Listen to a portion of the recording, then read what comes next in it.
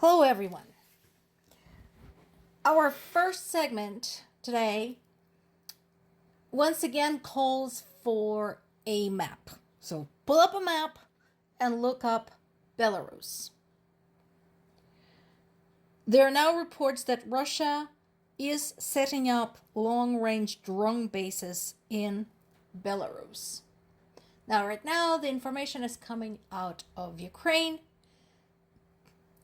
They do have a bead on Belarus. They pretty much have to because Russia is constantly putting forces and weapons there.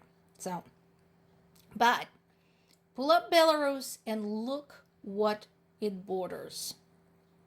Russia putting drone bases, especially long-range drone bases, in Belarus will enable Russia to carry out drone strikes against pretty much anywhere in Europe.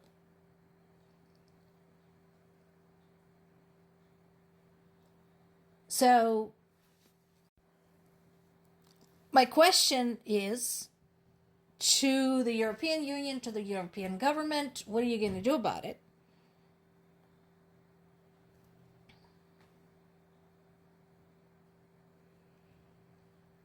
And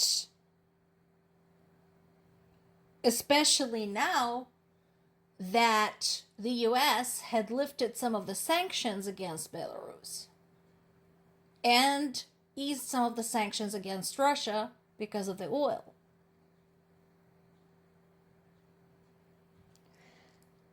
Once again, there's no doubt in my mind that Ukraine will share this intelligence in more detail with the allies, but the thing is, Ukraine is at war. It has its own shit to do. The allies need to defend themselves. Yes, Ukraine is taking a brunt. Yes, Ukraine had already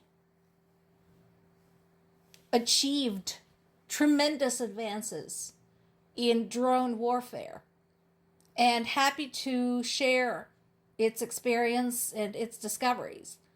But it can't cover all of Europe. It's not going to work like that. In addition, Ukraine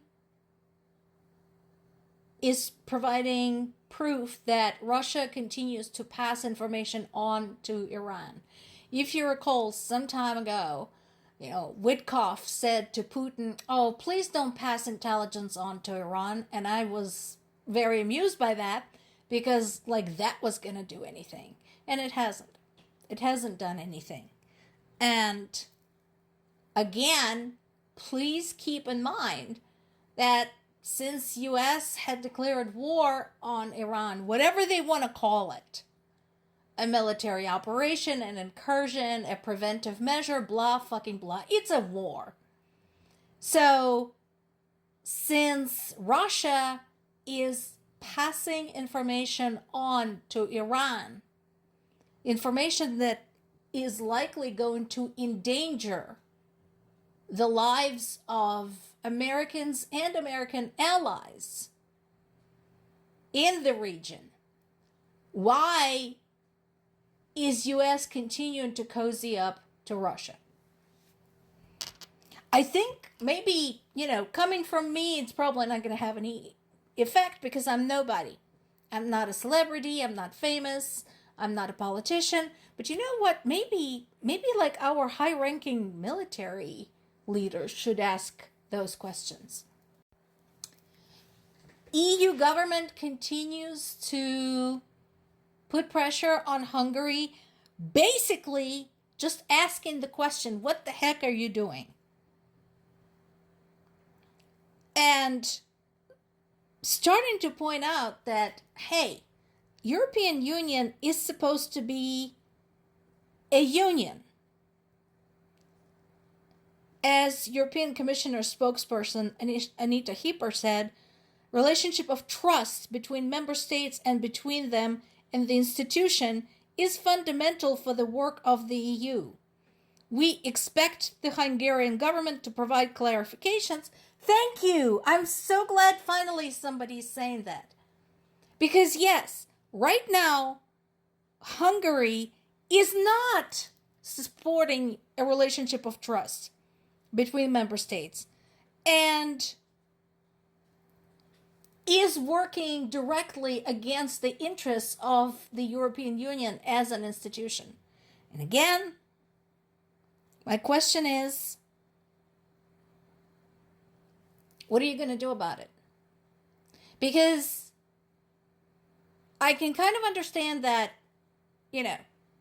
when European Union was created, there's no procedure for kicking somebody out as a punishment. There was a procedure, as we discovered from Brexit, messy as it was, for somebody to leave of their own free will.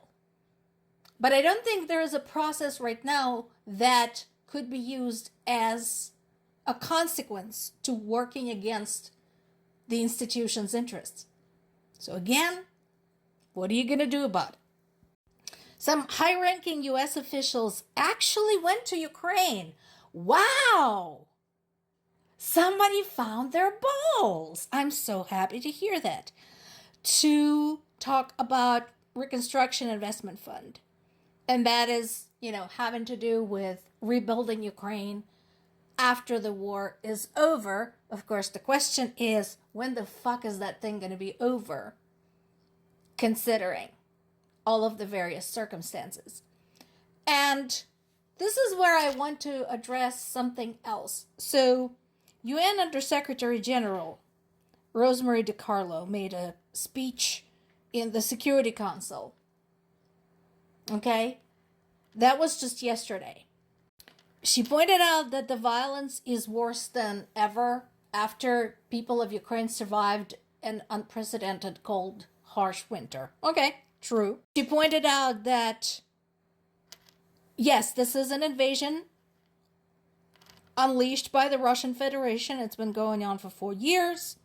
Yes, very true. Nearly 1,500 days of death, destruction, and despair. True. People have been displaced. People have suffered.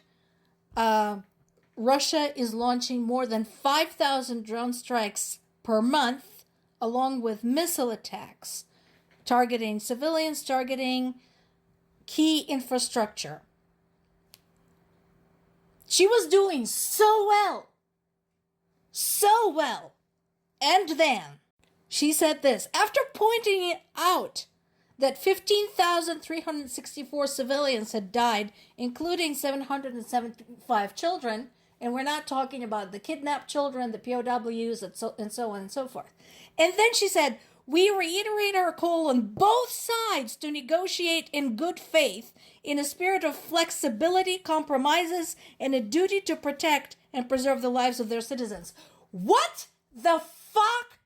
So you dumb bitch had just acknowledged all of these horrible things that were done to Ukraine by Russia, and now you're talking about the spirit of compromise?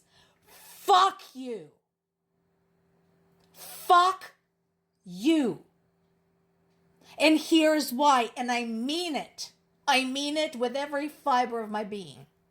There's been more missiles and drone strikes again today. Yes, that is part of those 5,000 drone strikes that they're unleashing every month. Again, people were killed. 2 people were killed in Poltava, a third was killed in Zaporizhia. That person could be one of my family members, could be one of my parents, I don't know, but people died. There were residential buildings damaged. That's more people left homeless. There were wounded.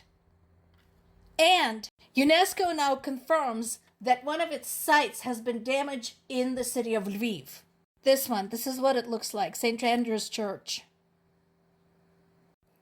This is a unique 17th century Baroque style church, and the recent strike started a fire there. And you dare talk about compromise and flexibility. Why do we even bother having UN anymore? More to come.